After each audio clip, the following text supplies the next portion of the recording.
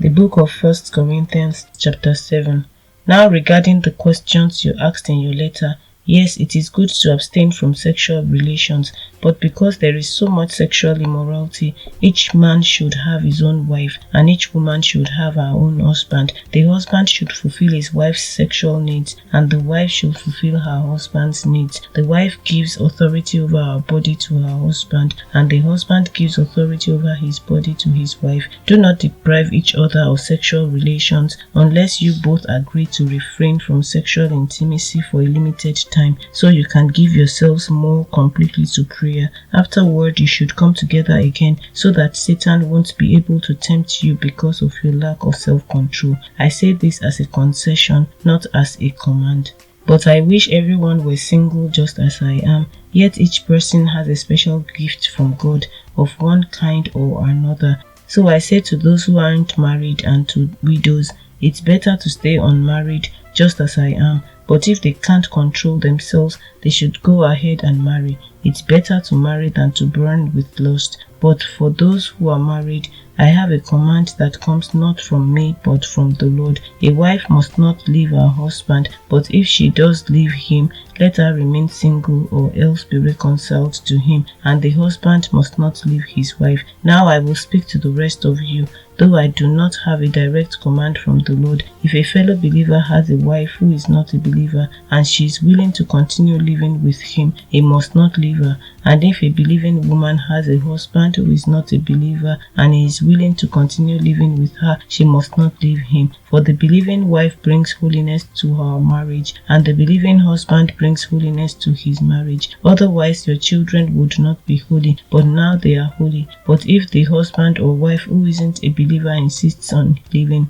let them go. In such cases, the believing husband or wife is no longer bound to the other, for God has called you to live in peace. Don't you wives realize that your husbands might be saved because of you? And don't you husbands realize that your wives might be saved because of you? Each of you should continue to live in whatever situation the Lord has placed you, and remain as you were when God first called you. This is my rule for all the churches. For instance, a man who was circumcised before he became a believer should not try to reverse it, and the man who was uncircumcised when he became a believer should not be circumcised now, for it makes no difference whether or not a man has been circumcised. The important thing is to keep God's commandments. Yes, each of you should remain as you were when God called you. Are you a slave? Don't let that worry you, but if you get a chance to be free, take it. And remember, if you were a slave when the Lord called you, you are now free in the Lord. And if you were free when the Lord called you, you are now a slave of Christ. God paid a high price for you, so don't be enslaved by the world. Each of you, dear brothers and sisters, should remain as you were when God first called you. Now regarding your question about the young women who are not yet married, I do not have a command from the Lord for them. But the Lord in His mercy has given me wisdom that can be trusted, and I will share it with you. Because of the present crisis, I think it is best to remain as you are. If you have a wife, do not seek to end the marriage. If you do not have a wife, do not seek to get married. But if you do get married, it is not a sin. And if a young woman gets married, it is not a sin. However, those who get married at this time will have troubles, and I am trying to spare you those problems. But let me say this, dear brothers and sisters, the time that remains is very short. So from now on, those with wives should not focus only on their marriage. Those who weep or who rejoice or who buy things should not be absorbed by their weeping or their joy or their possessions. Those who use the things of the world should not become attached to them, for this world as we know it will soon pass away. I want you to be free from the concerns of this life. An unmarried man can spend his time doing the Lord's work and thinking how to please Him, but a married man has to think about his earthly responsibilities and how to please his wife. His interests are divided. In the same way, a woman who is no longer married or has never been married can be devoted to the Lord and holy in body and in spirit, but a married woman has to think about her earthly responsibilities and how to please her husband. I'm saying this for your benefit, not to place restrictions on you. I want you to do whatever will help you serve the Lord best with as few distractions as possible. But if a man thinks that he is treating his fiancée improperly and will inevitably give in to his passion, let him marry her as he wishes. It is not a sin. But if he has decided firmly not to marry and there is no urgency and he can control his passion, he does well not to marry. So the person who marries his fiancée does well, and the person who doesn't marry does even better. A wife is bound to her husband as long as he lives. If her husband dies, she is free to marry anyone she wishes, but only if he loves the Lord. But in my opinion, it would be better for her to stay single, and I think I'm giving you counsel from God's Spirit when I say this. Chapter 8. Now regarding your question about food that has been offered to idols. Yes, we know that we all have knowledge about this issue, but while knowledge makes us feel important, it is love that strengthens the church. Anyone who claims to know all the answers doesn't really know very much, but the person who loves God is the one whom God recognizes. So what about eating meat that has been offered to idols? Well, we all know that an idol is not really a god and that there is only one God. There may be so-called gods both in heaven and on earth, and some people actually worship many gods and many lords. But for us, there is one God, the Father, by whom all things were created and for whom we live. And there is one Lord, Jesus Christ, through whom all things were created and through whom we live. However, not all believers know this. Some are accustomed to thinking of idols as being real, so when they eat food that has been offered to idols, they think of it as the worship of real gods, and their weak consciences are violated. It's true that we can't win God's approval by what we eat. We don't lose anything if we don't eat it, and we don't gain anything if we do. But you must be careful so that your freedom does not cause others with a weaker conscience to stumble. For if others see you with your superior knowledge eating in the temple of an idol, wouldn't they be encouraged to violate their conscience by eating food that has been offered to an idol? So because of your superior knowledge, a weak believer for whom Christ died will be destroyed. And when you sin against other believers by encouraging them to do something they believe is wrong, you are sinning against Christ. So if what I eat causes another believer to sin, I will never eat meat again as long as I live, for I don't want to cause another believer to stumble. Chapter 9. Am I not as free as anyone else? Am I not an apostle?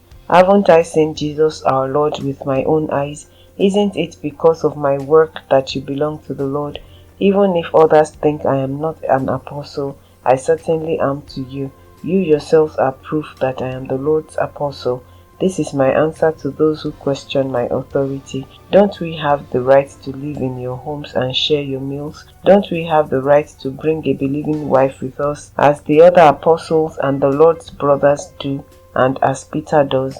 Or is it only Barnabas and I who have to work to support ourselves? What soldier has to pay his own expenses? What farmer plants a vineyard and doesn't have the right to eat some of its fruit? What shepherd cares for a flock of sheep and isn't allowed to drink some of the milk? Am I expressing merely a human opinion, or does the law say the same thing? For the law of Moses says, "You must not muzzle an ox to keep it from eating as it treads out the grain." Was God thinking only about oxen when he said this? Wasn't he actually speaking to us? Yes, it was written for us, so that the one who plows and the one who threshes the grain might both expect a share of the harvest. Since we have planted spiritual seed among you, aren't we entitled to a harvest of physical food and drink? If you support others who preach to you, shouldn't we have an even greater right to be supported? But we have never used this right. We would rather put up with anything than be an obstacle to the good news about Christ.